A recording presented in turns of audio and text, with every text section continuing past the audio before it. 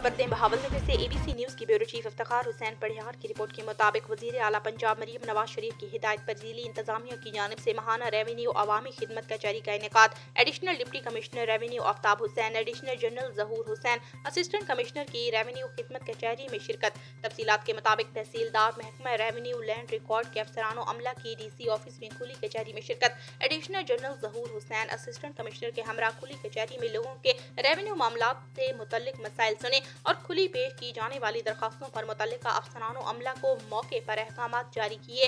Revenue अवामी खिदमत कचहरी में लोगों ने हद बरादरी, इंतकालात का इजरा, दुरुस्तगी रिकॉर्ड और दीगर रेवेन्यू मामलात से मुतल्लिक दरखास्तें पेश की। हर माह के पहले 2 रोज खुली कचहरी में रेवेन्यू शिकायत का अजाला किया जाएगा।